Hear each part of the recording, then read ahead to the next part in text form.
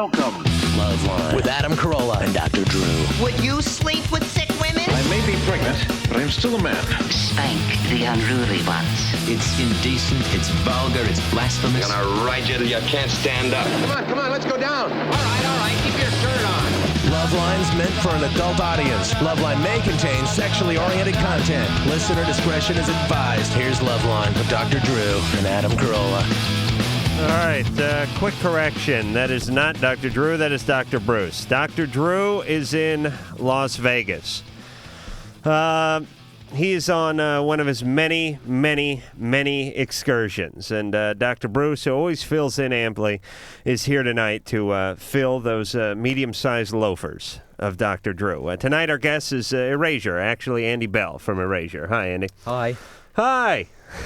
You all right? Yeah, we'll talk about the new CD, Cowboy, which is out April 22nd, and the tour and many other things with Andy as the night wears on. Although you're only going to be here for 1 hour. Am I correct in saying that? Yeah, that's all right. All right, that's all right. It's an hour, you know.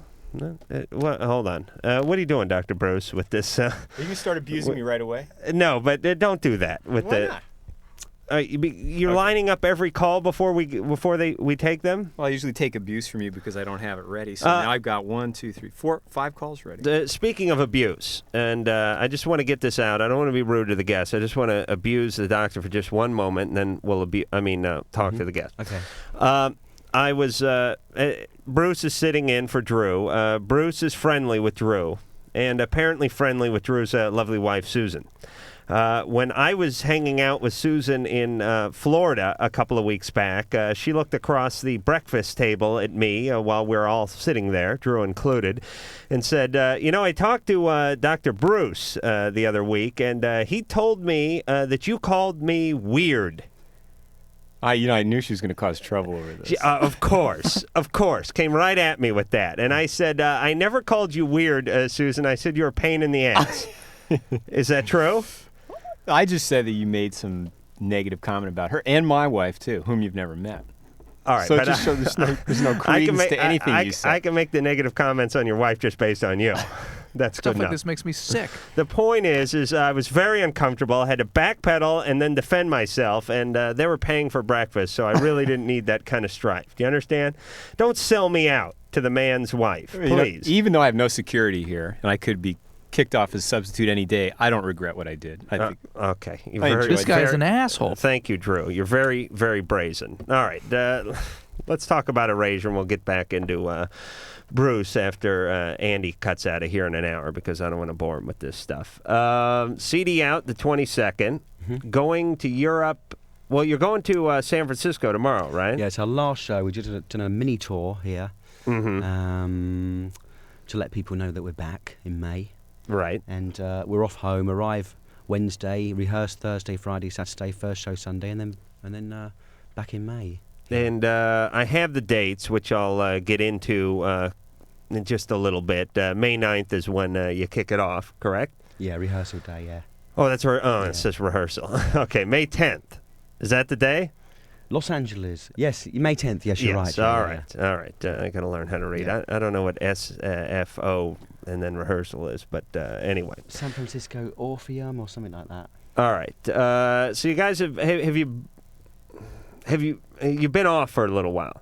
Well, we had an album about 2 years ago that kind of bombed, so people thought that we hadn't done anything, Right. But we've still been working and touring back home. You think it's a better... 2 years ago, it was, The Offspring and Green Day and that kind of thing, Nirvana and that sort of thing. And now we're getting back to a little more of a techno-based, synthesizer-based music. Or at least it's a little more friendly for that. Well, they're the instruments that we use anyway. Right. Electronic instruments. And we were never included as part of the Britpop kind of package because we don't jangle. Right. And we don't have Manchester accents or anything, so or long hair. And you're nice lads. Yeah, we're very nice, very sweet. Yeah, you don't get loaded and punch-out cameramen. No, not usually. But I guess what I was getting at is that do you think it's a better environment now in 1997 than it was, let's say, 1994, 95? Definitely. For us, it gets better and better all the time. Right. Really does, yeah. All right, you going to help us with some of these calls? I'd like to, yeah. All right. I guess we'll start at 3, huh, Bruce? Nick, 15. Yeah. I was just wondering if you can go through withdrawals from someone. I mean, I've been with this girl for a while now, and she left today, and now I feel like I'm going through withdrawals from her, and I was just wondering if it's possible. Well, I think you can go through emotional withdrawals from anything. When my Huggy blanket was destroyed by my sister, I was 27 at the time, but I went through withdrawals. You can go through withdrawals when your favorite TV show gets canceled. Okay. Well, no, it's interesting. It's not like heroin withdrawals. Well, but it is in a way. We talk about some of the pleasure circuitry in the brain and the use of cocaine and that releasing a lot of chemicals like dopamine, some neurotransmitters. But when you have a positive response to something emotionally, there's a smaller release of similar chemicals. And when you get used to that on a daily basis, just like the jogger, somebody that jogs every day and they stop, they describe withdrawals. Now, whether that's an endorphin circuitry or dopamine, I don't think we know. But when I'm talking to working with teenagers especially, I say, sometimes breaking up is a very difficult thing, and you're going to actually feel sick. You're describing sort of a withdrawal syndrome, and that's one of the good reasons to anticipate that, and that's not a good reason to get back together with somebody. It's going to happen that way. You ever gone through withdrawals from a relationship, Andy? Yeah, I have. I think my first boyfriend, I was 19 years old, and we were together for about 6 months. And, love really makes you high, makes you totally high when you're in love and you're infatuated, and you never get over it. And I'm still not over it. I don't mean that I'm doting on him or that I want to phone him up every day or anything like that, but you always have those really treasured memories of the times that you were with them, and keep those and be grateful for those, and don't kind of rake over it all the time. And the thing about it is, I don't want to sound too cliche or anything, but life has a lot of ups and downs, and you don't really get the full pleasure out of the ups unless you experience a couple of downs every once in a while, Nick. Get used to it, is what I'm saying. Relationships will do this. This is the nature of relationships. This is why people kill themselves. This is why people write a lot of bad songs. And good ones. Sorry. Yeah. This is why a lot of artists create over this emotion that you're going through right now, Nick. So don't necessarily try to escape from it. Just try to deal with it. Well, but she's coming back in like 3 months, and we're still together and all, but I was just wondering, is this... Where'd she go for 3 months? Phoenix. Uh-oh. And what's she doing at Phoenix? She's living there for about 3 months, and then she's coming back. Uh-huh. So. Thank you. There was some confusion as to what she was doing there. It turns out she's living there. Yeah. Who's she living there with? Her parents. Uh-huh. I think enjoy the heartache while it lasts, because it's a really good feeling. Or do something, just jogging, something to increase your endorphins in another way. I'm going to get my 2 cents in here. What are you on, some kind of, what you do, buy a pair of shoes today, Bruce?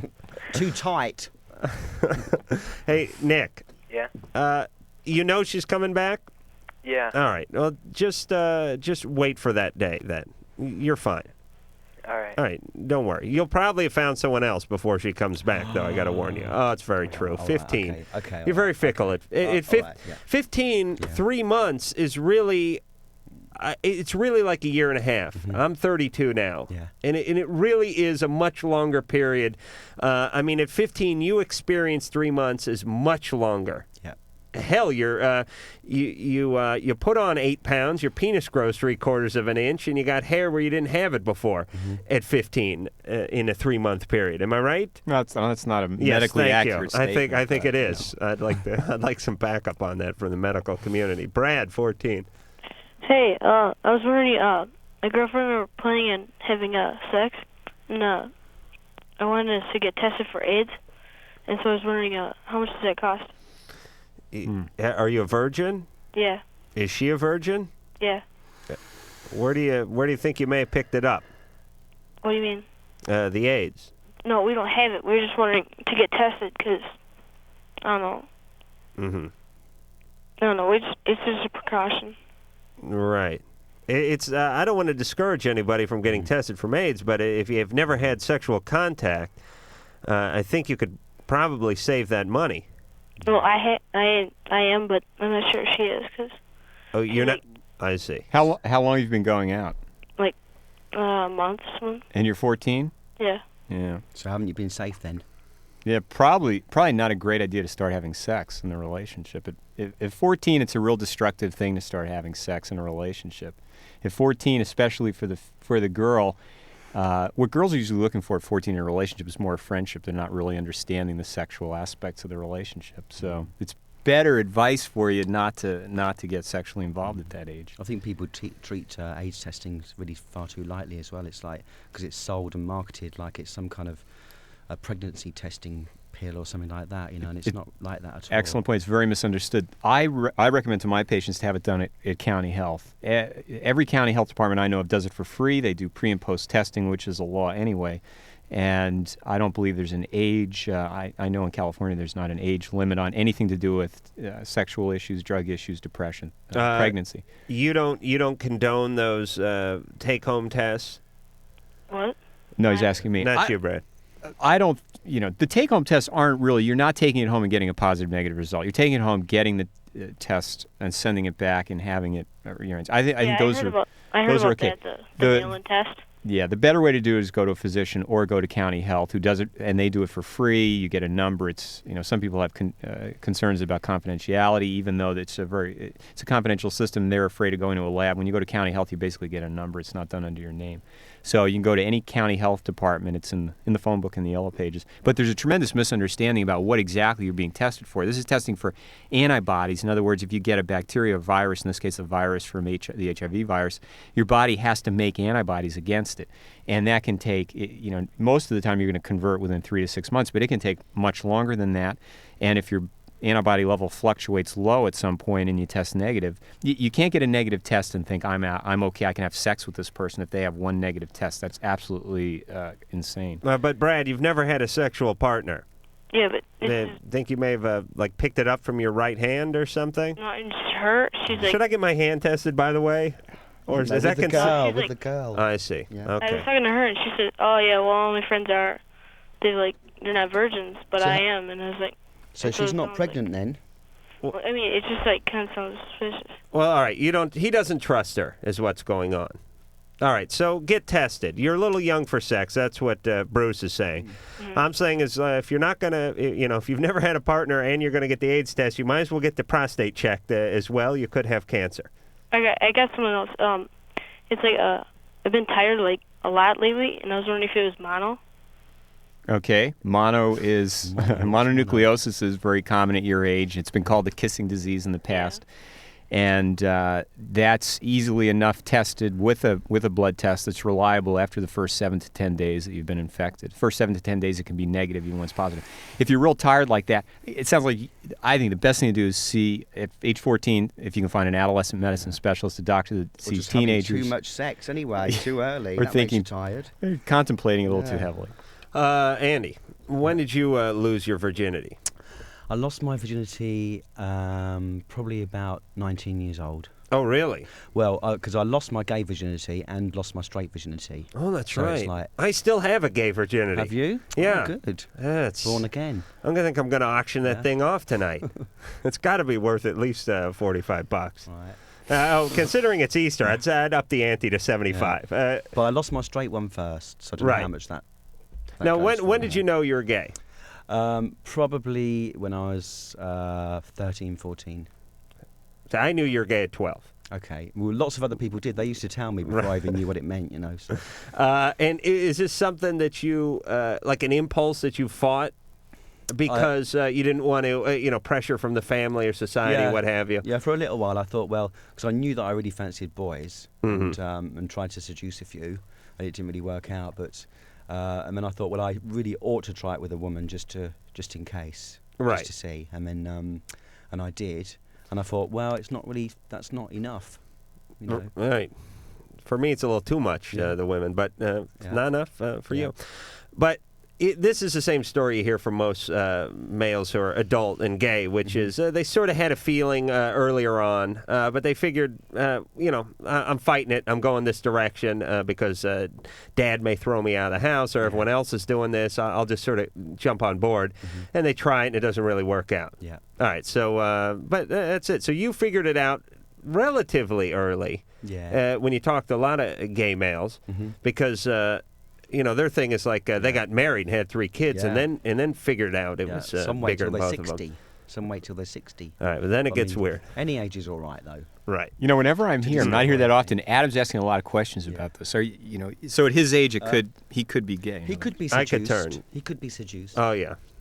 Yeah. If a guy could play the synthesizer just right, I think I'm in. A straight guy, yeah. No, I'm curious because we have a lot of people calling in who are 15, 16, 17 years old. They say they think they're gay or they think they're bisexual. They don't know. And I'm always curious when I talk to somebody who's gay, when they knew and when they were comfortable with it and when they acted on it and when it became a lifestyle. Mm-hmm. All right. Chuck, 20. Yes. My question is it common for one nut to be bigger than the other? It definitely is. It is? It would be almost unusual for that not to be the case. Bigger or lower? Huh? Either. Yeah, either, both. yeah. Does bigger equal lower because of gravity? Yeah. Yeah. I'm glad he answered that Well, question. 1 foot is bigger than the other one as well, isn't Well, it? see, Right. Because I used to do some freestyle biking, and I racked myself on a hollow point nut, and I didn't know if that had caused it or what. No, that's absolutely normal, and it is similar to one, the right side of the body. If you're right-handed, is typically larger than the left. Nothing to worry about. And So your age. does it throw your balance off though on your bike? Yeah, do you ride in circles toward the side that's larger? Do what? All right, Chuck, I'm hanging up on you. This brings up another point. I just saw a teen before I was here at the hospital, and what I go over with them is to get to know. I tell them, get to know your testicles, and they always look at me like I'm strange. But men starting in teenage years should do self-testicular exam just like a woman does self-breast exam. So there's my public health message. I'll tell you, we'd do a lot more examinations if we let the guys examine the women and the women examine the men. A lot less specificity and I don't sensitivity. care. There should be the examination exchange program because you could. Well, I'm not. Yeah, I weigh my testicles every evening before I go to bed just to make sure there's absolutely no change. Okay. Wait a minute. And wipe that thing off. What do you see? You see, there's confusion to your new methods. Rob, 17. Yeah, I was on before a couple weeks ago, and I wanted to ask you, but I forgot. But the question I have is like every day or every other day when I go to bed, I wake up in the morning, I seem to have like bruises and scratches all over me. Mm-hmm. I was wondering what could cause that or something. I don't know. It could be flailing about in your sleep would be the most likely cause.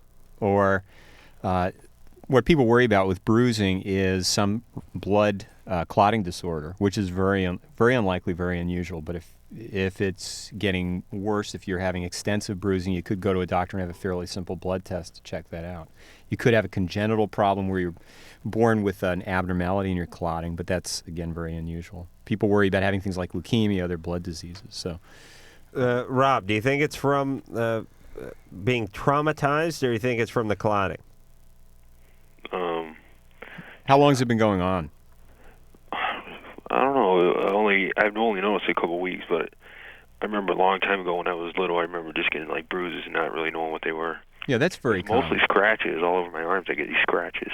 Well, that's a little different. Just scratch yourself when you're asleep. Yeah, are you a deep sleeper? Yeah, kind of. Do you have weird dreams? Yeah, sometimes. You're not trying to have sex with any pets, are you? No, okay, because I once or any substance use, no speed or coke, things that make you scratch at yourself. All right, what should he do? I'd probably see his family physician and have a little more of an extensive history and physical done. It doesn't sound like anything that anyone's going to look into more with tests. It doesn't sound like actual bruising. He's talking about scratching himself. There's some very interesting sleep disorders that you might have. I only get a couple bruises, but I have like more scratches. Like I'm looking at my hands right now. I got them all like way over the tops. It looks like I went over them with razor blades, and they're healing up now. Do you have a therapist? No. All right. Well, that may be a direction. That may be a direction. Any kind of psych problems, depression, or any psychiatric problems in the past with depression or nobody that creeps in at night and scratches your hands for you. Yeah, when you're asleep. like a Freddy Krueger type episode going on over there, Rob. No. All right, keep sharp objects off the nightstand and see if you can. I don't know. Put on some gardening gloves or something before you go to bed. See, as soon as Drew's gone, helping people's completely out the window. All right, we're going to break in a second. Let me just talk to Jim. Jim, 27. Adam. Yeah. Mixed respect, but I got to come to you on this one. One more question, though. Can I add a question for Dr. Bruce? All right. Please. We're running late.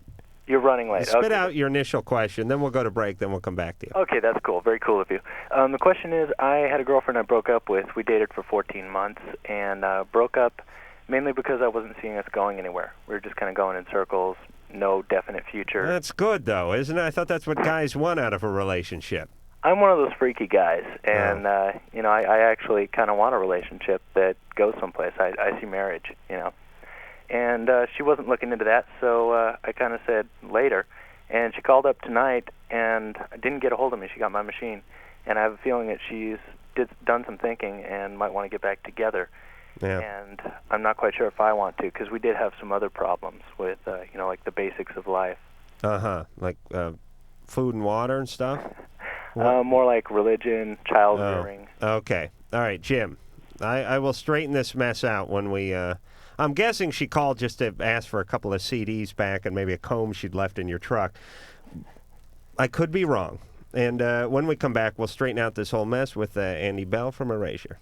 People of Earth, we were going to help you. Yeah, we were. But you don't need our help. No, you don't. You have LoveLine, and you're a bunch of sickos.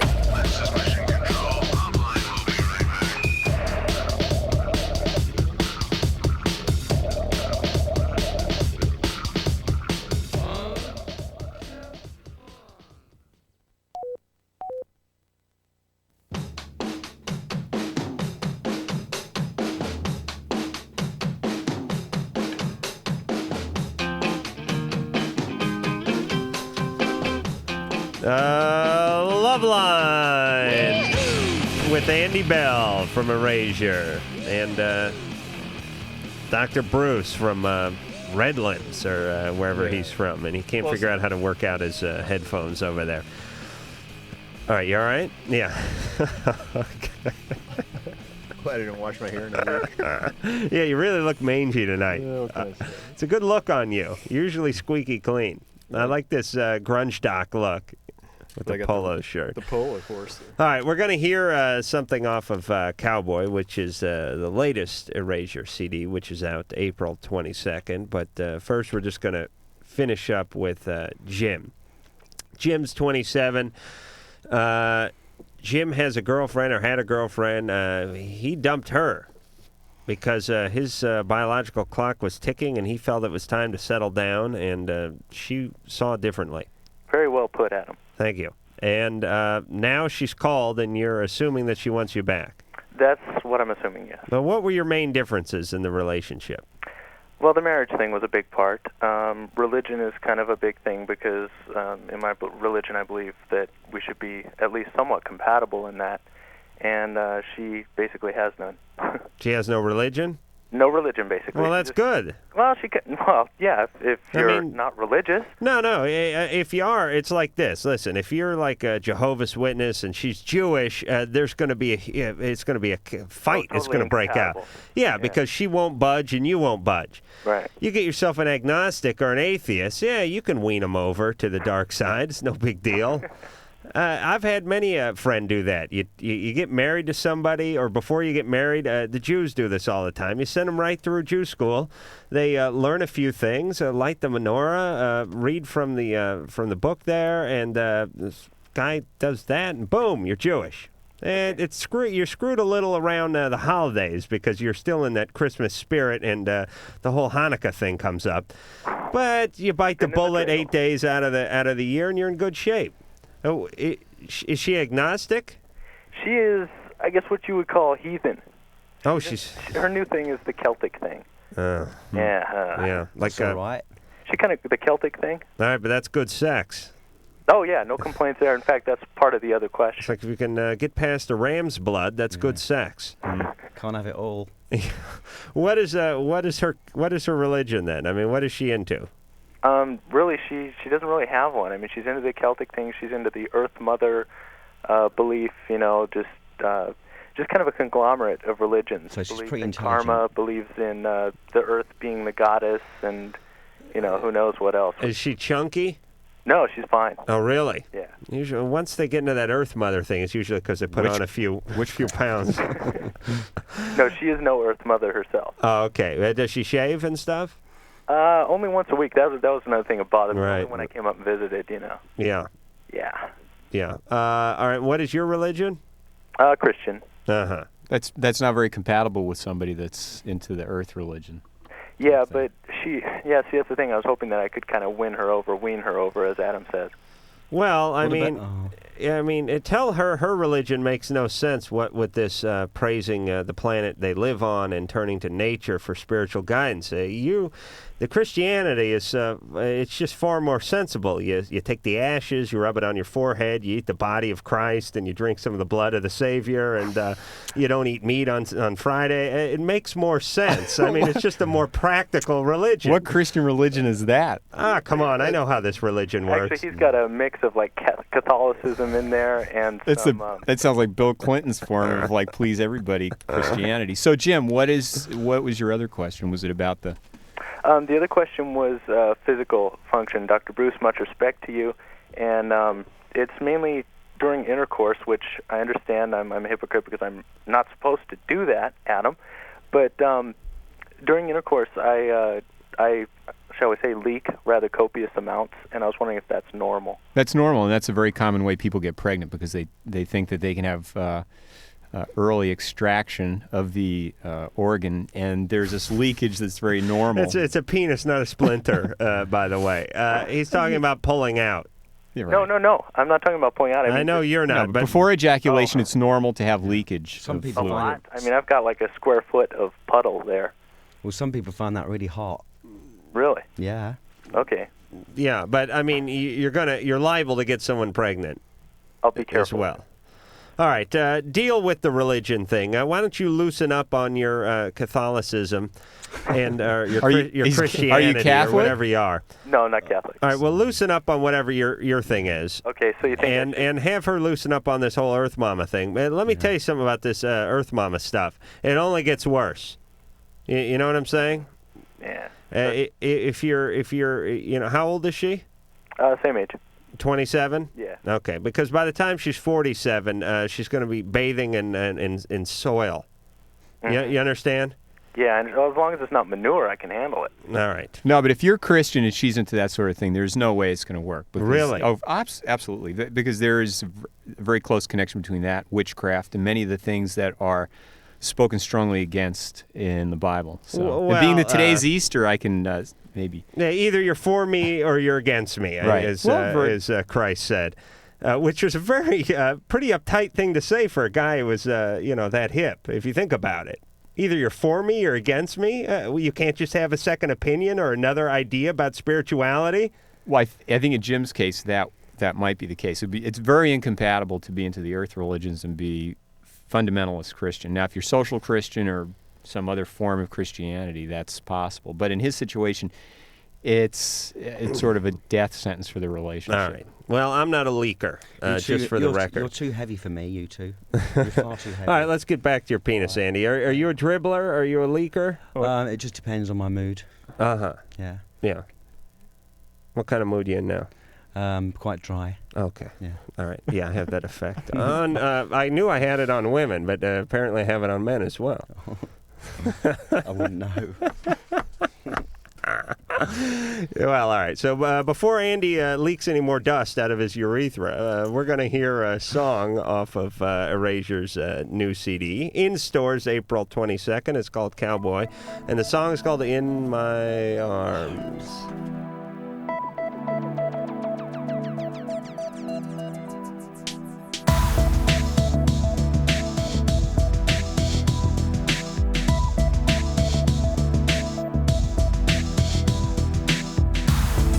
Deal is on the rise.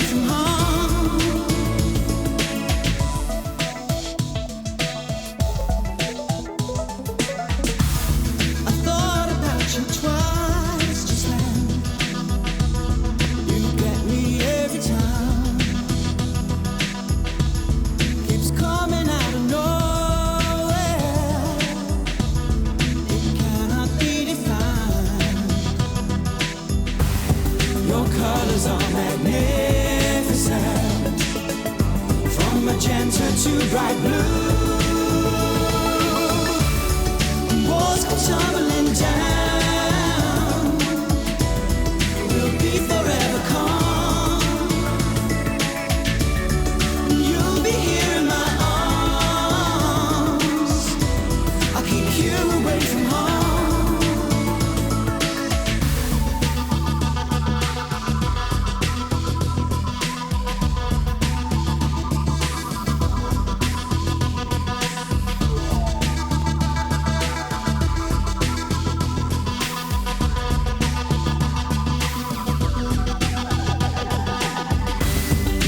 Through the foreign oceans,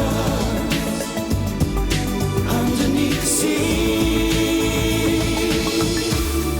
walls come tumbling down. We'll be forever calm.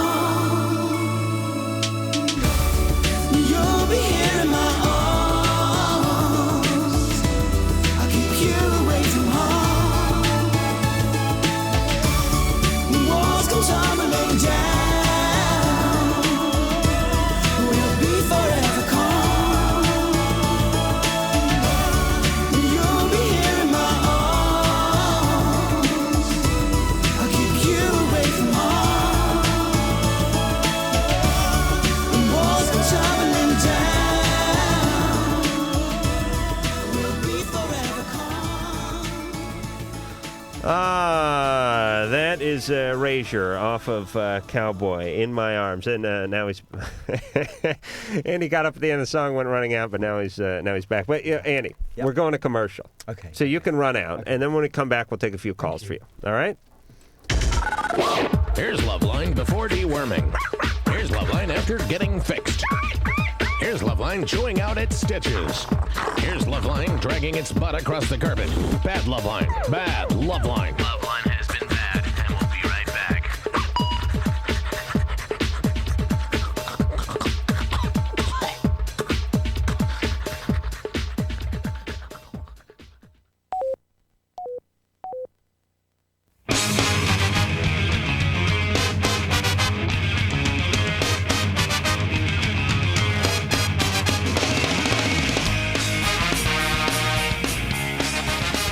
I like this song, so I just want to hear it.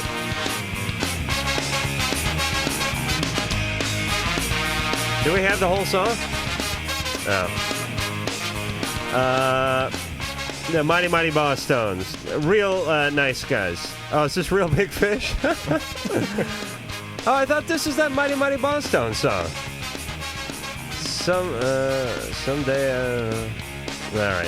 All right, I'm digging a grave. Andy Bell is here from Crocus. No, actually, I think it's Erasure. Hocus, crocus, pocus. Erasure. Do I know what erasure means? Erasure means obliterate. I mean, like, but it's not eraser, is it? A little bit. It's related. Is it a word? Yeah, it's a real word, yeah. Where'd you find it? We wrote a list, and we had Razor's Edge, and it was just got massaged into erasure, and it's a real word, and we crossed them off, and it's the last word on the list. So, very boring. All right. It always sounds like a stupid question. You know, where'd you get the name? It's like a dumb DJ band question. But actually, a lot of people listen, and they're always curious, and it's a unique word. Bruce filling in. I don't think I've given the phone number out tonight or anything. 1-800-LOVE-191 is the phone number. 310-854-4455 is the fax number. Dr. Bruce sitting in for Dr. Drew. And remind me, because we have to do the Dr. Drew shuffle at some point tonight, just because he's gone. He's in Vegas, and Drew loves Vegas. And it's a real dichotomy. It's very bizarre, because Drew's not the kind of guy you think you'd be into Vegas. You remember Drew when you were here last. He's a pretty uptight guy. Wears the glasses and shirt buttoned up all the way and all that kind of stuff. And he loves Vegas though, but he won't admit it. That's the beauty of Drew. So I'll say, Drew, why Vegas? Why are you going to Vegas? And he'll go, the kids love it. And I go, the kids are 3.5, Drew. You could put tinsel up in the living room and tell them they were in the casino over at Caesars, and they would think that's where they were. No, the kids. The kids are all about Vegas. Oh my God, Drew, you're about Vegas. Just admit you're about it and go to Vegas. That's fine. Drew's not about it. He is about Vegas. He says it's where the kids want to go. Maybe if there's a medical meeting there, but he is not. He absolutely is about Vegas. He goes to Vegas every year for his birthday. Well, and if he liked you enough, he'd invite you too, Bruce. Yes. Put the damn book away and let's do the show. Please. It's very rude. Lisa, 15. Hi. I just wanted to say to Andy that I'm totally in love with Erasure, and you're like my total favorite group or whatever. And I was just wondering when you guys are planning on touring again, and if you are, when you're going to be coming to the East Coast. Well, we're coming through again in May. Where are you on the East Coast? I'm in Maryland. They're going to be in Washington, D.C. May 26th. All right. That's awesome. Because I have the schedule right here. You can get to Washington, D.C., can't you? Yeah. All right. 26th of May. Okay, cool. Thanks. You want to say anything else, Sandy? I love you. All right. I love you Anyway, too. Thank you're you very awesome. much. All right. All right, Lisa? All right. All right. See you there. Yeah. I'm sure you guys will hook up. Jesse, 25. Hi. Hey. I had a comment, not so much a question or a problem. I had noticed that a lot of times you'll have young callers calling in, young lesbians or gay men calling in, and you always seem to question their sexuality, but however you don't question teens that will call up and say that they're heterosexual. And I was wondering why you do that. I mean, why do you question the sexuality of the callers? You're talking about Adam specifically. You're talking about me and Drew to a great degree. Yes. Yes. Let's beat up on him since he's not here. Yes, let's do that. Well, obviously, there's society is predominantly made up of heterosexuals. Well, they think they are. Right. Mm-hmm. Right. I know there's a gay man trapped inside of every straight man waiting to get out. Right. But a lot of guys aren't in touch with that, like Andy is, or myself, or Dr. Bruce. And girls. And girls, Yeah. too. Yes. There's a lesbian man trapped inside every gay woman. There he goes again. What a bastard. All right, please. But here's what happens, Jesse. I'll tell you why we approach it this way. We have, let's say, some 15 or 16-year-old call up and they say, I think I'm bisexual or I think I'm gay, and I'm having feelings toward the neighbor boy, and we say, well, what do you think? And they go, well, I don't know, I'm confused. And then we ask them what's happened in your life, and oftentimes they have had something happen in their life that causes them to go this direction sexually. That's not true. That is not true. That is not true. Yes. Teenagers, that is not as a general true. rule, I think teenagers Well, they're all are very confused. confused about everything, not necessarily just sexuality. And I think that, there's probably a lot of so-called heterosexual teenagers that are actually gay and don't find out until later in life. Well, that's what I was saying earlier. Society, dictating what we should feel and what we should do and how we should be.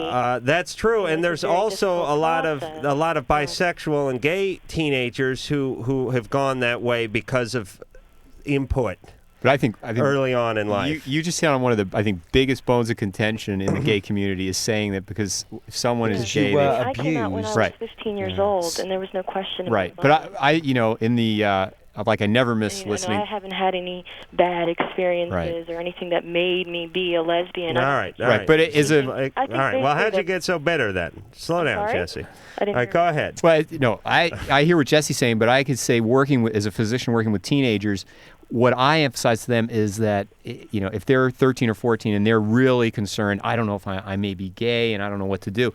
I encourage all teenagers at age 13 or 14, you really it's better not to act out. It's just, have friendships. I'm not necessarily I know you're not saying that, but I'm saying that's what I've heard I don't- Drew and Adam say on a lot of the shows when somebody calls in, they're earlier teenagers. Now, when you're 17 and 18, to the first thing ask, were you molested or abused? I don't think that is appropriate, and I don't think any studies have shown that is the causation of being gay. Dr. Bruce. All right, So, let me kiss Andy's ass for just 1 second here. I'm going to make. Lick it. All right, let me lick it. All right, let me straighten things out. First things first. We asked many of our callers whether they were abused emotionally, physically, or sexually at 17 or 18. When they call in. When they say they're straight? When they're not even talking about their sexuality. Mm-hmm. Sometimes they're saying, I'm 17 and I get these urges to beat up my girlfriend. Right. And we say, were you ever physically abused? Were you ever sexually abused? Because it manifests itself in a lot of different ways. Mm-hmm. As far as being gay, I love gay men. I love gay. Well, actually, I love gay men more than gay women. Why do you say that? I wish all society was gay. They're better people. They dress better. They groom better. Yeah, a little bit. Yeah. No. Yeah, a little bit. I resent that. Well, it's true. A lot of the. That's because he's a man and he's a pig. Yes, thank you. Listen, I'm on your side I here. know. I have gay friends. I appreciate it. Thank you very much. They keep a clean house. They're polite. They Well, feed me when I come over. They got a great sense of humor. I think that's one of the big problems I have with you. You stereotype a lot, and I think that's that's all you got in life. I know plenty of gay men that are pigs and slobs and posers, all of them. A good house. Who sit around and swill beer and watch football games and curse. They do as well. All right, find me that gay man. I do know some of those gay men. So. You know one, and you know 1,000 who are just like the ones I described, Jesse. No, Let's face it. Let me tell you why myself, being a lesbian, I am very attractive, and I keep a nice house, and I'm well dressed, and I'm educated, and there's plenty of other lesbians like myself. So I think right. For you to make that kind of comment is just. But you got a little chip on your shoulder. It's typical. But I think whether you're gay or straight, people that call on the show frequently have had problems with relationships. They've had very frequent sexual or multiple sexual partners. Things like that would lead one to ask, have you had any sexual trauma in the past or as a child? And I think frequently that's the context in which I hear you asking that. And thank you for rushing to my defense. When somebody molests you at 5, it screws up your sexual compass. Whether you're supposed to be gay, supposed to be straight, or supposed to be bi. When Uncle Lou comes into the bedroom and sodomizes you when you're 5, it screws with you, and it screws with your sexual direction. And sometimes we get into that. If you knew you were gay at 11 and you went through your whole life as a homosexual, God bless you. I have no problem with it whatsoever. I have many gay friends, and as I've said, gay men, there would be crime would be down. Just wait till they discover the straight gene. Violent crime would be down. Littering would be down. Do you have any African American friends? Yes. Okay, just wanted to make sure. I certainly do. I think I love all men. As another analogy is the tattooing and piercing, etc. To ask somebody who calls in about psychiatric or mental health things, if somebody has one piercing or two piercings, however many, but when somebody comes in, their total body's tattooed or they have multiple piercings, it to me becomes analogous to somebody that cuts themselves or burns themselves. And sure. Definitely, studies have shown that. I'm talking about multiple piercings. It's like getting dressed. It's like having your hair cut. Yeah, right, but no. Here's what we're saying. Yeah. There are certain things that we're talking on the radio. Here's what I'm trying to say. Yeah. If somebody comes in and they have black nail polish, there's a higher percentage that they do heroin. A higher percentage. Doesn't mean everyone that wears black nail polish does heroin. It just means it's a question you're going to ask. Yeah. Because it's a higher percentage. What about people in databases? You mean like what? That's blurt facts and figures out all the time. Doctors, you mean? Gay pedophiles. Who are heroin addicts and who pierce themselves. Anything. Yeah, listen. But in this day and age, there's a problem sometimes with making an observation and seeing it over and over again and saying there's a correlation between these two things. These days, that can be discrimination, and sometimes in the case of multiple piercings or some of the tattooing situations, I mean, people have done studies on that, looked at the history of in our culture, in our society, somebody who has total body All right, tattoos. leave the guests alone. Me? Yes. I'm going to go and I get. thought I I'm was going a to go and get a peacemaker. tattoo now, just to spite you all. Just leave them alone. Denise. Yes. You're 21. Yes, I am. What's going on? I was calling to talk to Andy Bell. I just wanted to say I'm a huge fan of his. Me and my brother grew up with his music, with Erasure, ever since I was 12. And I wanted to ask if he's ever worked with Jimmy Somerville. Yes, I have. Yeah. And Yeah. and if you were an admirer of his music. Yes, I am. I think he's got a really soulful voice, He and does. I love have the. to say, I though, love that he. I think he's beyond. He stands up politically for the gay movement and any or political movement or minority movement, and we did Bananarama with each other. We did drag Bananarama, and it was really great. I didn't know that. You did drag Bananarama? Yep. I did that too. Bruce? Not me. No. When did you do drag Bananarama? Or Bananarama? Bananarama, probably 1992. Oh, really? Yeah. Which one were you? Or does it matter? No, I just made it up. One of three. Just a mixture. All right. Andy, you're only. Do you want to hang out? No, Yeah, stay yeah, another 5 break. more minutes, all right. Well, we got to go to. Listen, we got to go to break. All right. We'll come back. I'll tell you what. Do one more break. Okay. And then you can skedaddle. Okay. All right. Thank you. Ernie, the world's fastest drummer for LoveLine. Hi, when I'm not drumming, up a storm. What was the rest of it? LoveLine will be right back. If it's not, sue me or something.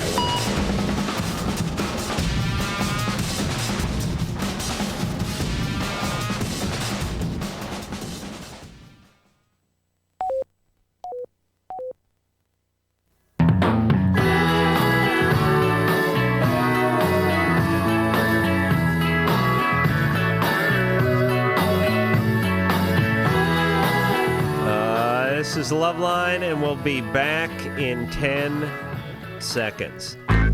This is LoveLine on Radio Station.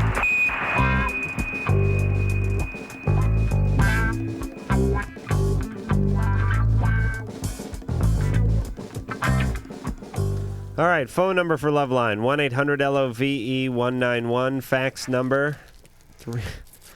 How many sugars you going to put in that coffee there, Bruce? 310-854-4455. I'm Adam Carolla. That is Dr. Bruce filling in less than adequately for Dr. Drew.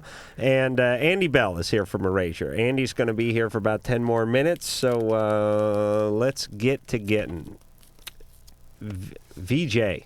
Hi, Adam and Dr. Bruce and Andy. You're 14.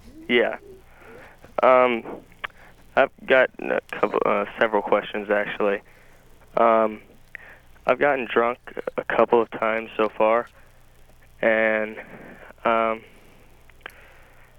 actually it was my friend that started me, and he's like almost to the point of being an alcoholic, and I'm sort of worried about if, like, I do this a lot more times, what are the effects are gonna be, like later, like in my 30s or late 20s or something like that. Okay, well, first of all, the younger you are when you start getting drunk, the more chance there is that you'll have lifelong problems with alcohol and other drugs. And and as far as permanent changes, there's some interesting studies. People don't know exactly what alcohol does in the brain. If when you start drinking, there are permanent changes that occur in cell structure, things like that. So there's a lot we don't know. It's unlikely that you're going to damage any organs from getting drunk once or twice. But the most common thing that I see in the emergency room, places like that, are when you're your age and you get drunk, you have no idea how you're going to respond as far as your coordination goes. You're going to have a blackout. And I see in 14-year-olds alcohol poisoning, where they actually stop breathing or die. So it's a lot different. And when you're under 15 and you start drinking, your brain is still growing, and especially when I talk to kids that smoke pot in addition to drinking, there can be chronic effects in that.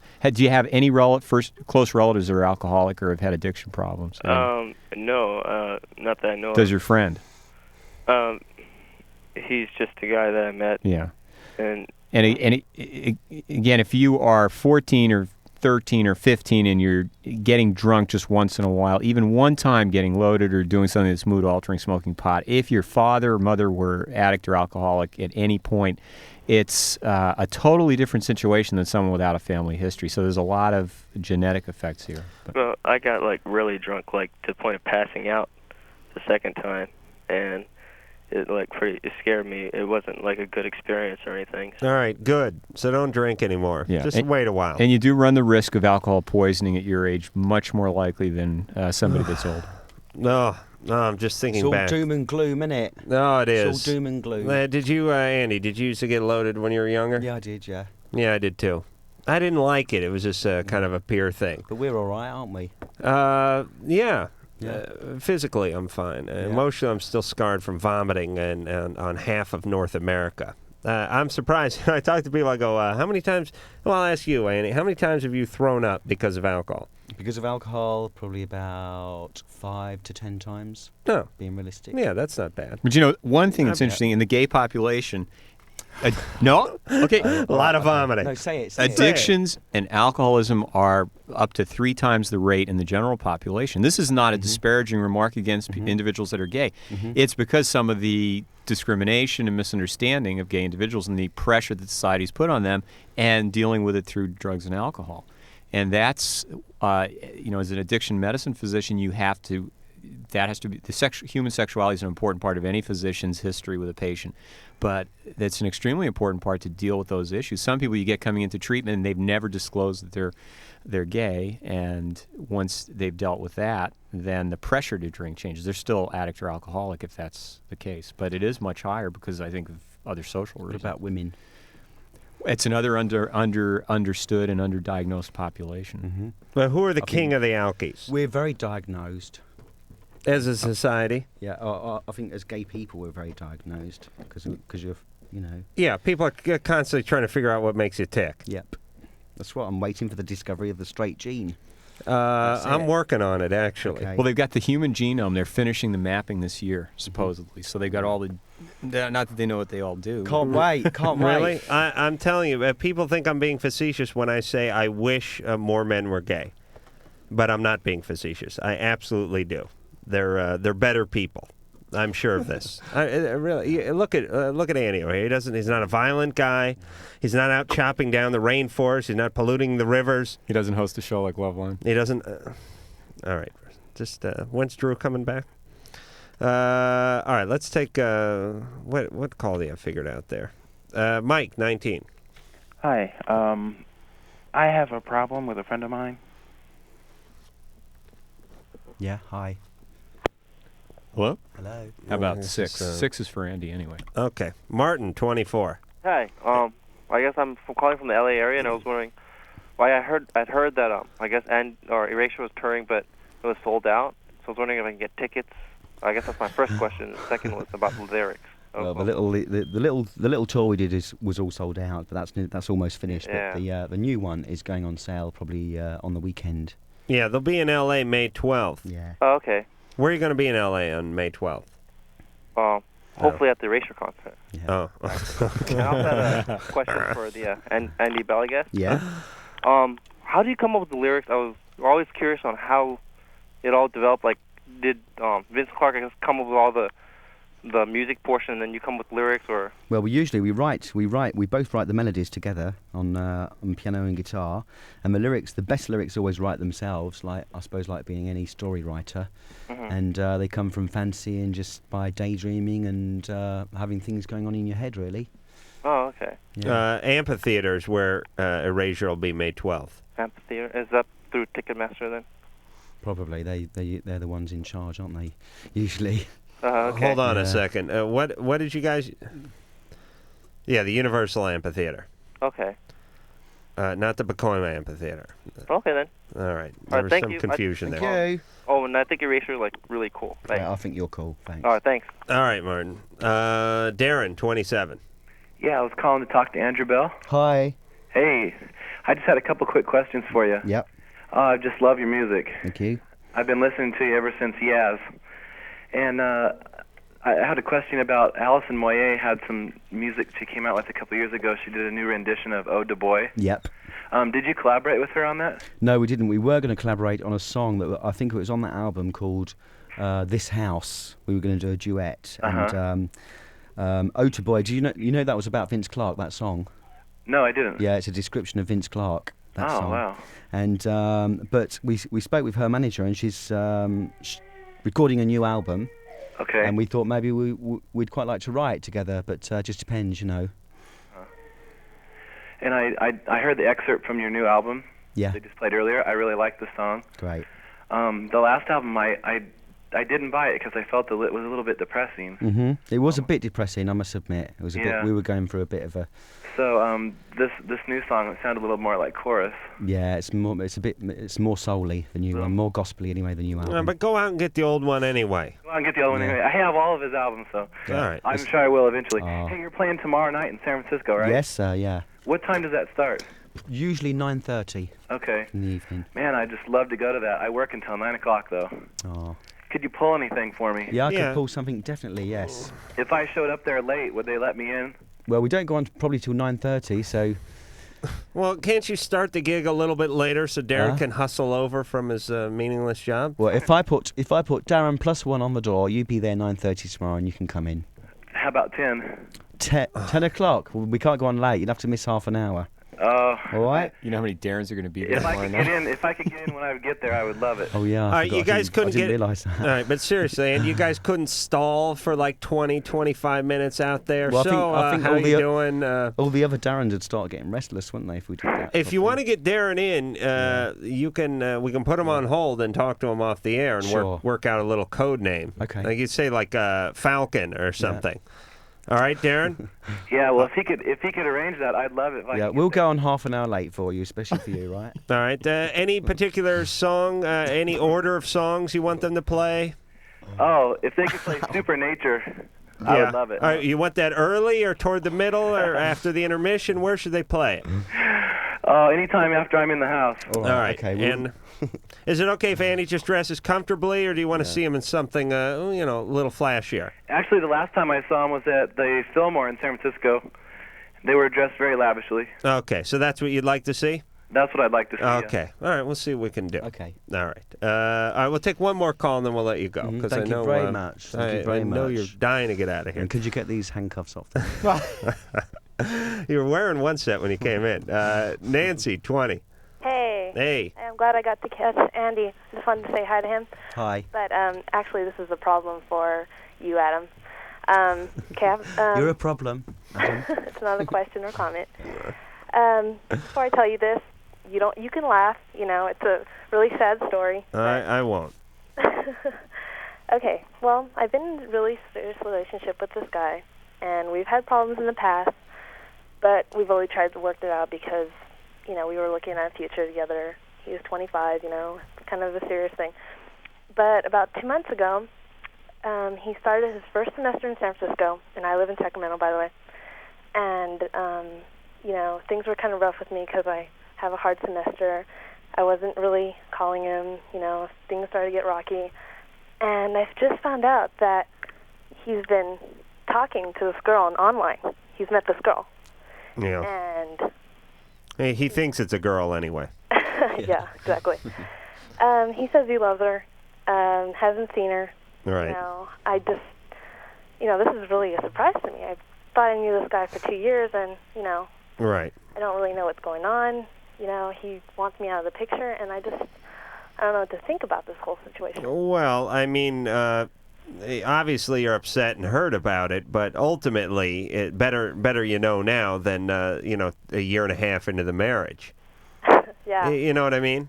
Yeah. I mean, the guy showed his colors, right? Yeah. And he's capable of this, and he would have gotten around to it eventually. Well, I mean, I'm thinking, okay, yeah, he's really lonely, He hasn't met this girl. He's thinking about moving out there. She lives in New Jersey. All right. The guy's emotionally unstable, obviously. Yeah. You understand that? He's going all the way to Jersey to hang out with a 40-year-old male trucker who claims to be a 23-year-old Sharon. leggy blonde named Sharon. Unstable's the medical term that comes to mind, too. Yeah. Oh, did I say unstable? That was So very good. Thank you. He's having phone sex and all. All right. What more do you need to know? Well, it's just kind of hard. I mean, I don't know what to think. I mean, you think you know this person, but, I mean, I'm just thinking what could be going through his mind.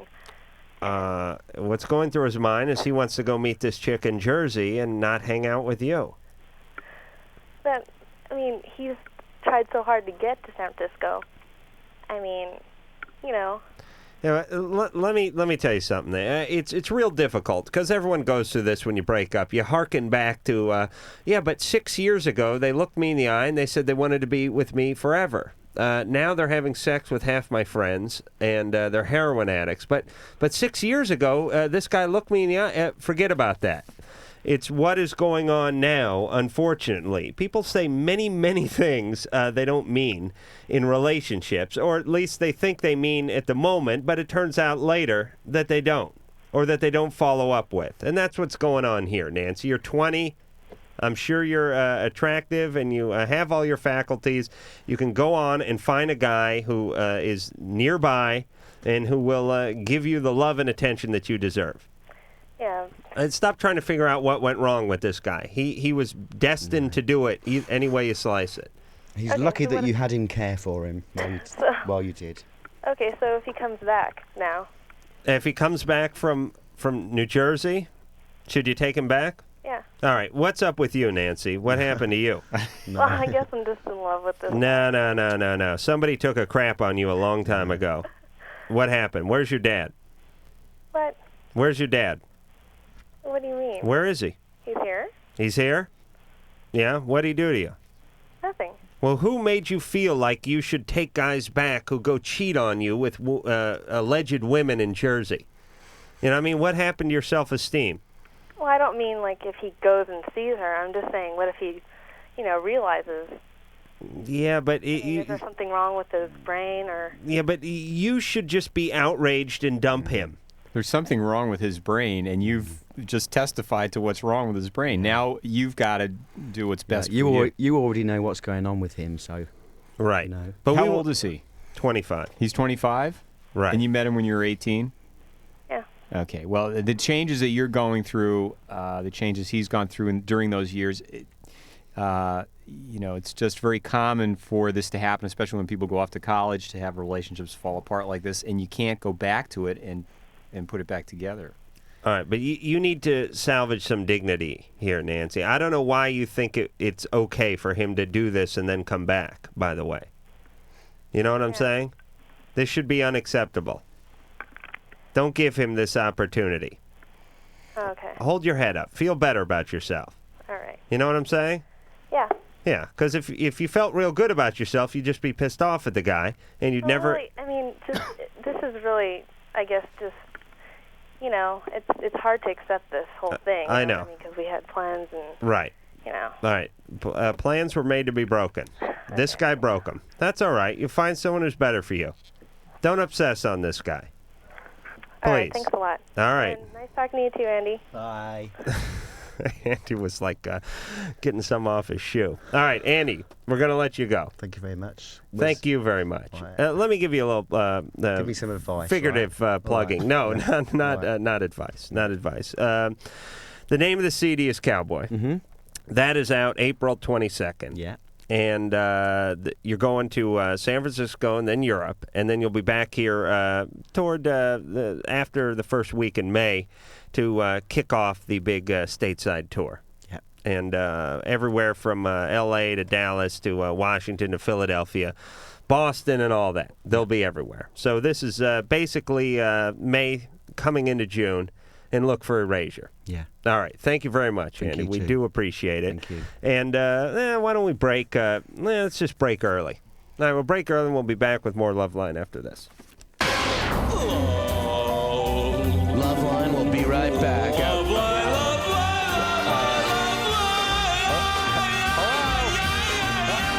LoveLine will be right back after we kill the singer. Oh, no, go ahead. Sorry.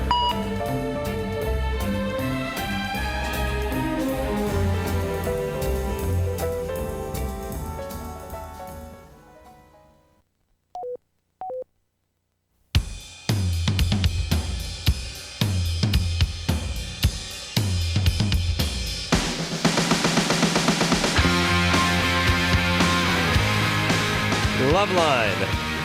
Phone number 1-800-LOVE-191. Fax number 310-854-4455. Andy Bell has left the building from Erasure. Engineer Mike. Duran Duran will be in on Tuesday, and we'll find out which one of those guys is gay. I really have like Tourette's. I swear I do. Engineer Mike, why don't you get all those out-of-context Drew drops together, including the Drew Shuffle, and just have them ready. As you know, it is my homage to Drew when he is on vacation, which he oftentimes is, and he is tonight. Stuff like this makes me sick. Yeah, play the Faggot Better Run. That's still my favorite. And don't give me that puss, Bruce. Not because... Just get it. Oh, never mind.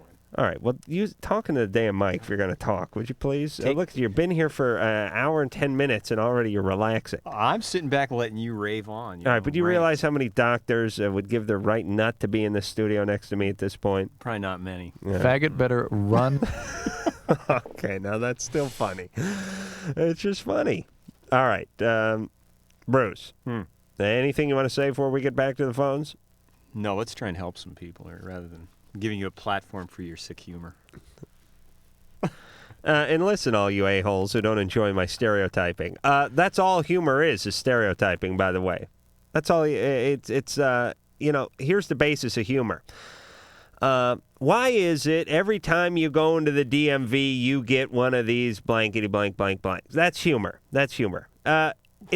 All right, just shut up for a second, Bruce. It's not every time you go into the DMV. It's every other time. But the point is you have to say every time. Otherwise, there's no humor there. You understand? Think about humor. It's all about stereotyping.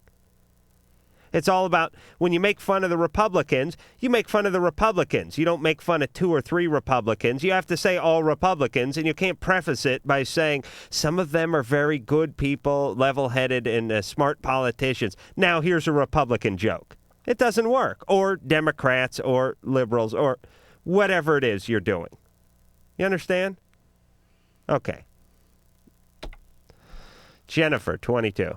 Hi, guys. Hey. Hi. Adam, I want to let you know that I enjoy your stereotyping. Thank you. My question is about depression and cocaine.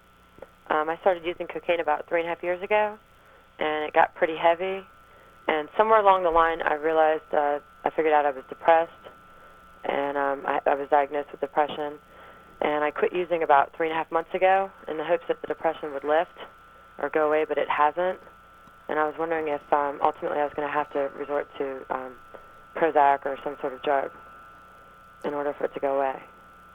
That's very possible. There are some very excellent antidepressants that weren't around just a few years ago. And in individuals that abuse cocaine very heavily, there are long... Oh, for Christ's sake. Would you put that thing on buzz, please? Battery wears out too quick. Okay. I swear to God, that is the third time that thing has gone off. Don't your people know you're on the radio? No. Well, start telling them. Who's calling? Hello? Okay. Hold on. Who is that? Okay. The hospital. You want me to? You want to get him on the air and yell at him? Yes, I'd like to. Okay. So basically, with heavy cocaine use, there are some theories that even after you stop, there's ongoing depression. There's a state called anhedonia, where you feel like you can't enjoy anything anymore. My grandparents live there. Right. So the situation now where you've stopped and there's still depression. Were you diagnosed with depression? When you say diagnosed, was that by a psychiatrist or your family doctor? Actually, it was by social workers. I was going through a smaller payment plan type thing because I don't have health insurance. Mm-hmm. Okay. Are you going to meetings? Are you doing any of the other things? No, I'm not anymore. I got kind of frustrated because they thought it was more my ADHD. Okay, but see, another classic situation using a stimulant like cocaine and having ADHD, attention deficit hyperactivity. And there's, for instance, just for example, an antidepressant called Wellbutrin or bupropion, which has a lot of similar functions in there. It's dopaminergic, norepinephrinergic, that in some people that have ADHD and have been stimulant abusers is very effective. And so there are many reasons for you to see either a psychiatrist with experience in addictions or another type of physician that has addiction medicine credentials and that works with a good therapist, because you may just need to be on an antidepressant for a short period of time. But also going to 12-step meetings, if you're doing it in conjunction, if you've been frustrated with it, maybe you need some help with understanding the process and finding some good meetings. But let me tell you, the 12-step, in your situation, you really need to see a physician with addiction medicine experience and probably but it's possible that it could go away without medication? Absolutely. Well, it's possible, but the point is you may be perpetuating it with the ongoing frustration, and you probably have some sleep disturbances and various other things. Getting back in an exercise program, there are a lot of things that it would accelerate you getting back to a normal state. And also you may have upset your brain chemistry in such a way with a heavy cocaine use so that it's going to be a prolonged period of depression. Jennifer, you got a boyfriend? Not right now, Uh-huh. You got a job you like? That's the problem. Yeah. I'm sorry? You got a decent job? Yeah, I do. Yeah, where do you work? I'd rather not say. Any family history of addictions or depression? I'm sorry? Any family history of addictions or depression? Yeah, big time depression history. Okay, Suicides in the family and stuff. you've got to see somebody. You should see a psychiatrist with addiction medicine experience. It will change the course of the whole. Wait a minute, I have a family history of depression. And other mental health problems or just depression? Mainly depression. That's enough, isn't it, by the way? Well, it depends. Obviously you don't have a problem with depression or substance abuse. Well, I had a problem with depression when my life sucked. Now that my life is good, I don't have a problem with depression. Right. Well, you didn't. Okay, there's major depression. There's a disease of depression that's different than situational depression. It's normal to react with feelings of depression if you lose a loved one, lose a relationship, you're in a job you hate, things like that. That's normal. Right. But to be at the place where you're going to commit suicide, or you have vegetative signs, you can't fall asleep at night, early awakening. I had some interruptions vegetative signs for a while. And did you see somebody? Did you get evaluated? Yeah, I was miserable my entire 20s. I really was. A lot of depression, and I was uncomfortable in my own skin. If we had a guest, I'd ask to get the dollars out and bet on your background, but I guess. What do you want to know? Yeah, well, everyone was depressed in my family. Well, I met rightfully so. I did the show with your father, and your father's a very competent psychologist. He certainly is now, but he back then he was just like a school teacher, and he was depressed. Everyone in my family was depressed, but it wasn't really that they were depressed chemically. They were just smart. Hey, they looked in the mirror, they looked in their wallets, they got depressed.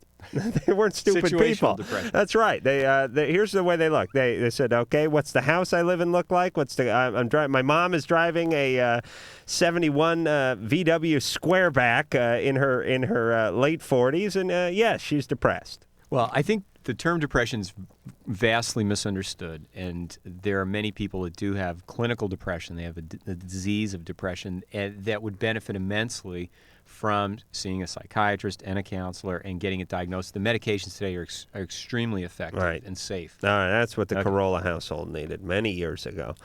John, 18. Hello, long-time listener, second-time caller. All right. I have a question for the good doctor. I was wondering what the long-term effects of ecstasy are and what parts of the brain they affect most directly.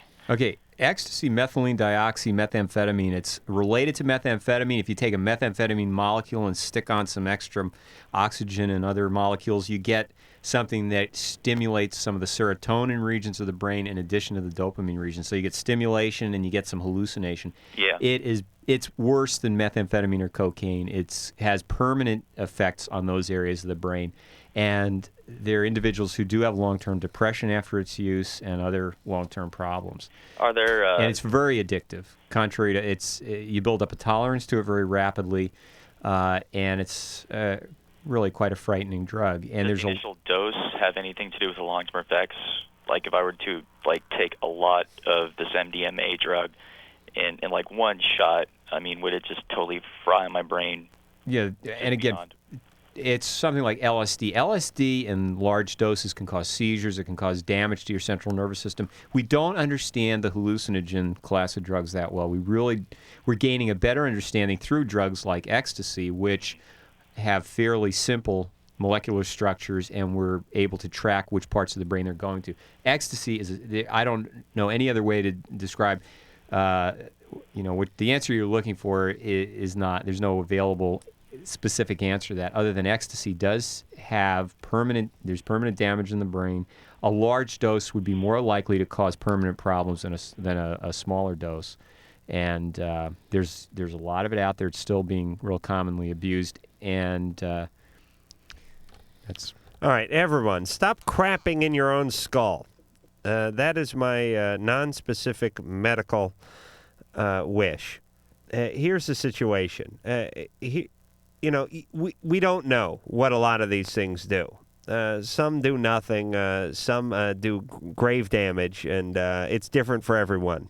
And it's not an exact science. No. I mean, you do a couple hits of acid, and your IQ goes up 10 points for some people, and then for some people, they go nuts 10 years later. You don't know, so don't F around with it. I know you don't really use your brain that much when you're 18. You just don't need it. You use your penis, your testicles, and your biceps a lot more than you use your brain. But as you get older, and all those other things I spoke of start to hurt, you end up relying on your brain more. And then you don't want to have to look back and say, gee, I wonder if I'm an idiot because I did drugs or because I'm just an idiot, or you know what I mean? I mean, it would freak me out if I did 50 hits of acid between the age of 18 and 20, and then now at 32, I couldn't remember, I spaced out on what my phone number was. I wouldn't know if it was because I did the acid or because I just spaced out, and no one would ever know. So I'm saying, don't screw with your brain. Especially, though, LSD, ecstasy, the yeah, that's right. Smoke a little drugs. pot, have a beer if you have to, and call it good. And people with histories of psychiatric problems, marijuana can set those off, so that's... Right. All right. Problematic. Don't overdo it. Okay. All right. Manny, 22. Hey, how's it going, guys? Good. Good. Yeah, I got an issue that I think involves all of us, because I think that we as men are, whether we know it or not, promoting an attitude in society that's preventing, reducing the amount of oral sex we're getting. I can elaborate if you wish. Go on. I'm interested, though. Here we go. This is the situation, and go with me, please, if you agree. If this is something that you feel that you've done, you've just been pleasured orally, right? And you're thinking that was great. This is the second date I've been on with this girl. That was great. Obviously, you're elated, but at the same time, you're thinking, second date, she's kind of dirty, Right. So it gets back to the girl, it gets back to women in general, and they go, whoa, this is something I got to temper, because if I just jump right into it, even if she loves it, because I have girlfriends that just love it, and that's terrific. That's awesome. But unfortunately, I think that they feel that they have to temper the amount of oral pleasure they give, because they're afraid the guy might be turned off in a way, might think that they're dirty or bad. All right. The old double standard coming back to haunt them. But we're promoting it. That's the thing, I think, in ways. Yeah. Well, yes, we're begging for it on one hand, and then we're using it as evidence to condemn them later somehow. Exactly. Absolutely. What do we do? We just roll with it, or? Yes, males send many mixed messages to women, and it is true that not all the time, but certainly on occasion, there are women that are very sexually attracted to a man, and would love to engage in all sorts of carnal pleasure on the first date, perhaps within the first 15 minutes, but they don't do it for fear of how the guy's gonna judge them later on in the relationship. Yeah. And therefore, you have to hold out. It's like a game of risk. Yeah. Now, how about this one, Adam? Yeah, well, but ultimately, if you did get the oral pleasure from the girl on the second date, you thank her. If you're like me, you tip her. And there's really no problem with that, Bruce. And that's not prostitution. It's just tipping. Hell, the woman brings the food to the table, you tip her. The guy drops you off in the cab, you tip him. Certainly you could tip for a blowjob. You're putting yourself much further out than you are giving someone a lift in a car, or, like I said, bringing coffee to a table. You know what I'm saying? And it should be justly awarded. I think there should be some tipping, and I think if a guy does a good job on a woman, there should be maybe $1 or $2 up in there for him. Something, maybe a load of laundry. Why don't you just get this guy come in and do the show with him? I mean, this is your type of caller. I'm lost. All right. I'm lost. Just read your textbook for a second there, Bruce. Dr. Bruce, maybe you can offer some scientific... All right, but Manny, your job is to praise her and not to tell other people and not to let it get back to her. And feel good about it. And feel good about it's okay it. to feel good about it. I will stand up and crow like a rooster. and then the pose down period in front of the mirror with the shirt off. Adam, I got one more. Yes. This is from left field. How do we promote oral sex in the car on the road? Mm-hmm. There's no easy way to do it, is All there? right. First thing we do is we offer to drive. Right, okay, good. Because it can really be a tall order if you're not driving. Is there a model or year or make of car that I should be looking for? Well, if you're, what I've done is I've outfitted my car with a butterfly steering wheel. Not the big round one, but the one like the dragsters use. It's a butterfly shape. There's a ton of room underneath there. That's it. Do you understand? No, I'm with you. Or use the ones that have that sort of, they're sort of hollowed out at the bottom, like airplanes. Old bombers had those kinds. They're round on the top, but the bottom was all carved out. It wasn't a round wheel that they used in those old, B-17s and whatnot. Would it help if I think a lot of those guys were getting blowjobs when they're flying over Germany. I was going to ask, should I be wearing a bomber hat and goggles? Yes, and a scarf, all right? I'm worried about this guy. You are? Yeah, because he's on a car phone. He's a little obsessed with the car. And his voice had that, mental health edge on it. Oh, did it? I think so. He's a little obsessed. How's my voice sound to you? You're Faggot beyond better description. run. All right. When we come back, we are going to hear the Dr. Drew Shuffle in its entirety. All of my most sensitive areas were inflamed. Really? LoveLine will be right back to deal with inflamed, sensitive areas.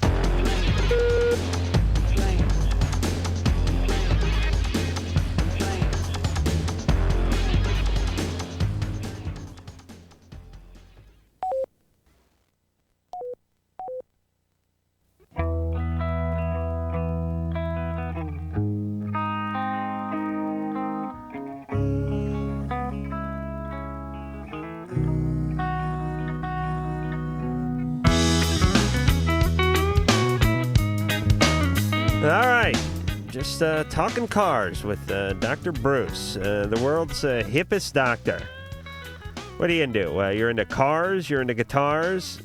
I'm just a doctor and a family man. Drew describes you as having a sort of being in a state of arrested adolescence. What does Drew know about that? I don't mean to talk smack about you, but You're just trying to start something. Well, you did rat me out to Drew's wife, and for those of you who didn't catch the top of the show when I confronted Dr. Bruce on this, having lunch with Drew's wife, Susan, and Drew some weeks back, Susan looked at me across the table and said that, by the way, Dr. Bruce said you called me weird. And I corrected her, and I said, no, I called you a pain in the ass. I'm guessing you went weird because you softened it up a little bit. Nah, I was just trying to. I was hoping it would come up, but I was trying to think of what could I say. Although you actually did say something like that, but But you don't have any problem ratting me out to the wife of my partner. No, I have the same scruples you do. Yeah, but what is going through your feeble mind when you do something like that? I was wondering what she'd tell me about you. You say, well, this and this and this about Adam. But I have enough trouble with Susan. I really do. I don't need you there fanning the flames. Yeah, see, you're just lucky you don't know my wife, because my wife's a little more devious than Susan. Oh, really? Oh, sure. Yeah. Now, Susan and I have a great relationship. She knows I think she's a pain in the ass. She thinks I'm a pain in the ass. But it's all up front. Hey, we admit it. No problem. She speaks her mind. She speaks her mind. I speak my mind to her, and we hang out and enjoy. There's not that unspoken. There's not that weird energy. We both tolerate each other, have a good time at times, disagree at other times. There's no problem. Right. It's just poor Drew gets the brunt of it when he goes home. All right, and speaking of Drew, why don't we hear, do we have the Drew Shuffle? Let's hear that in honor of Dr. Drew, who's in Vegas. When I was 14, I tried to be straight, or I thought I should be straight, and I was confused. Pee on this stick. Makes me sick. Pee on this stick. Makes me sick. If I find you stealing my underwear again, here's what's going to happen. Asshole. Stuff like this. Makes me sick. You're fat. Asshole. You're fat. Can I say that? You're fat. Hard. You're overweight. I want to be dominated. You're gay. I want to be dominated. You're gay. When I was 19, I ate about 4 boiled peyote buttons and stayed up all night but felt no effect. It's called intimacy. Can I say that? This is not acceptable. Can I say that? You're fat. not acceptable. Pee on this stick, not acceptable. Boiled peyote button, not acceptable. You're overweight, not acceptable. Can I say that? She drinks until she barely has her senses about her, and then she can relax enough to have sex with me. See, in radio, that's called an evergreen. You understand? No, what's that? That's good all the time. Oh, yeah. It never goes out of style. It gets better. It gets added to. It really gets better. It gets piled on too. It's like a fine wine. It just it gets better with age. Is there any? Play a few more Drew drops in there. Still a virgin. I've had anal sex, but I am still a virgin. I've not had sex yet. I was bored, so I had my tongue pierced. I was bored, so I put a spear through my penis. Gee, it hurts when I urinate. I've got these lesions. Knowing Drew though, I can't imagine he likes the fact that you play that. No, he doesn't, and that's where the comedy comes in. You see, the day he says, hey, how about we play the old Drew Shuffle? I haven't heard that one in a while. Is the day we stop playing it. Yeah. Faggot better run. It's still my favorite. We all have our personal favorite Drew drops. To me, the faggot better run. That's really quite amusing, but Thank it wouldn't you. be if it was me saying it, that's for sure. Yes. Brent, 24. Yeah, I have a couple questions. Hello? Yo. Oh, okay. How early should I jump in after you say I have a couple of questions? Let's try that again. Okay. Brent, 24. Yeah, I have a couple questions. What are they? What? There you go. The first question is, I've been with my girlfriend for 3 years, and she hasn't had not one menstrual cycle yet. But she had him before that. No. She's never had one. She's never had in her whole life. Through her whole life. Well, and she's how old? She's 20. Has she had a pelvic exam at some point? She's too scared to go to the doctor. She's afraid of what they might tell her. Yeah, like hey, you had cancer and we could have cured it 2 years ago. Nor she's genetically male or something like that. What's that? No, I said, what is she afraid of being told? I mean, she's got to go to the doctor. You've got to do an intervention and get her to the doctor because that is quite abnormal. Now, if she'd had periods for years and then stopped for 3 years, she still needs to see the doctor. But never having had one. Well, what would cause that?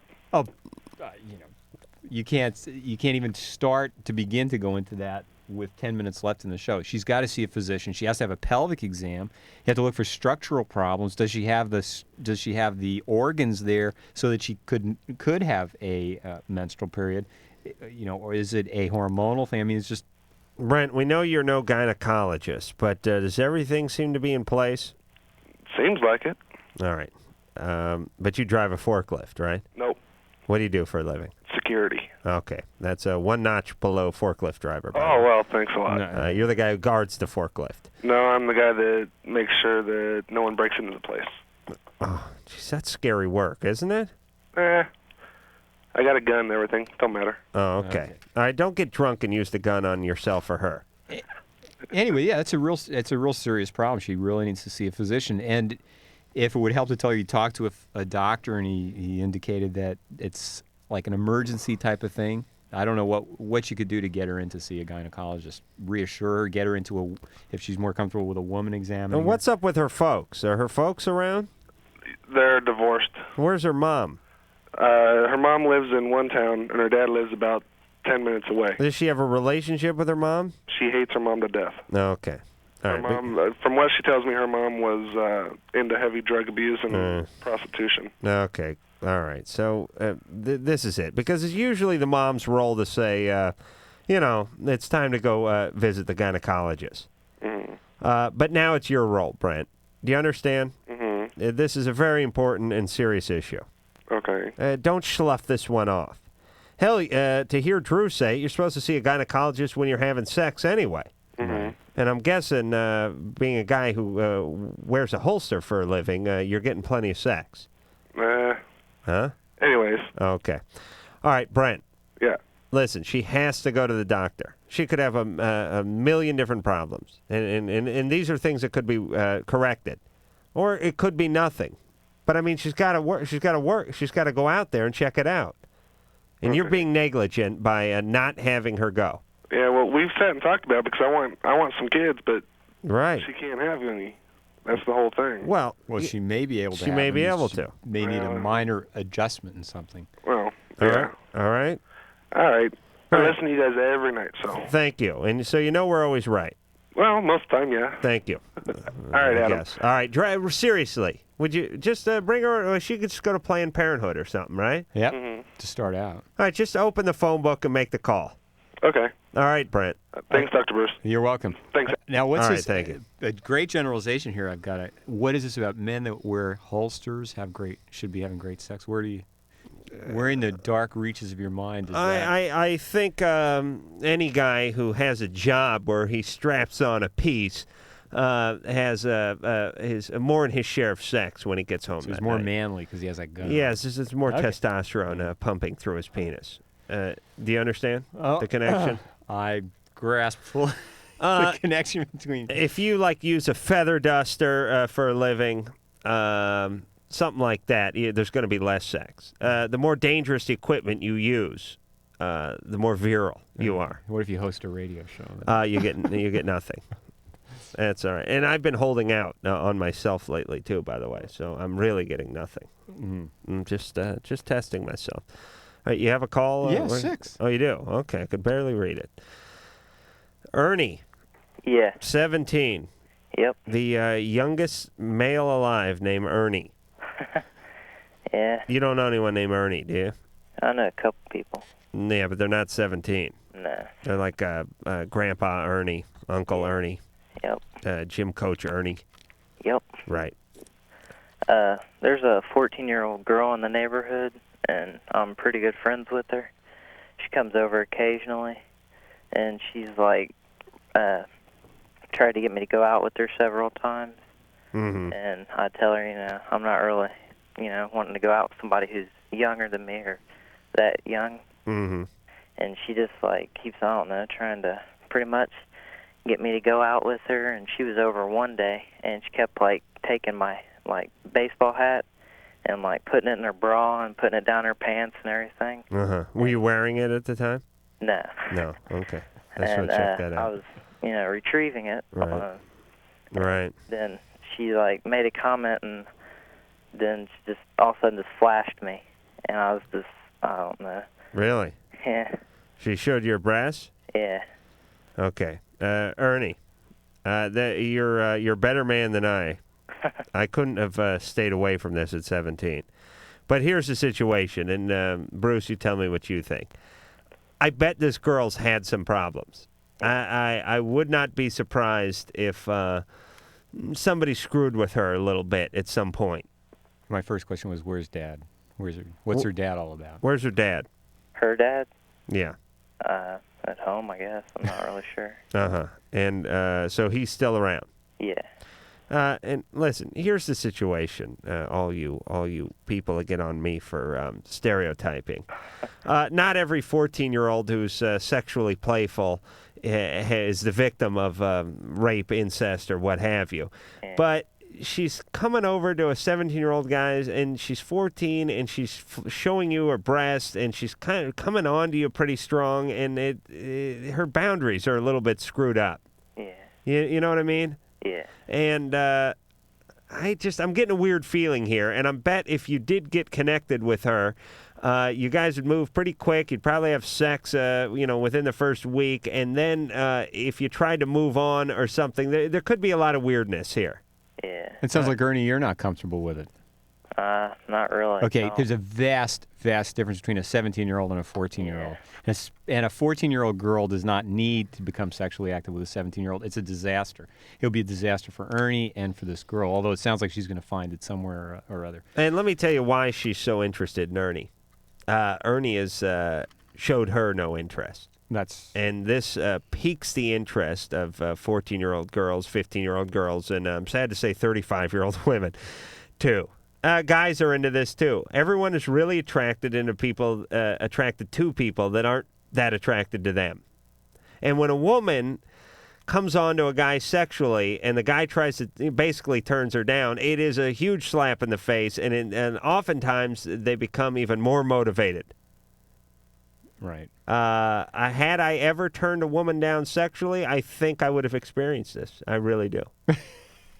Well, but at 14 years old, this girl is actually there should be an adult male there to protect her, et cetera, et cetera. Boundary It issues. sounds like something's up with her. Something's up, right. All right, so good instincts, Ernie. You get the instinct award, and you will not have your genitalia collected just yet in the Adam Carolla Genitalia Collection Program. Meanwhile, as the faceless evil closes in on the hapless, sleeping populace across town in a shanty one-bedroom, an old woman feeds her parakeet. Come on, Chirpy, have some cheese. You love cheese.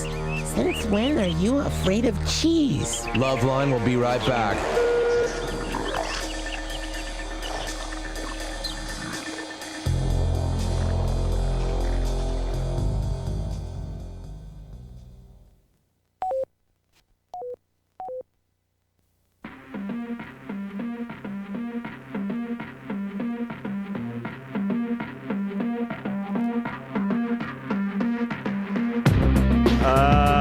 Hey, we're plumb out of show. Duran, Tuesday night.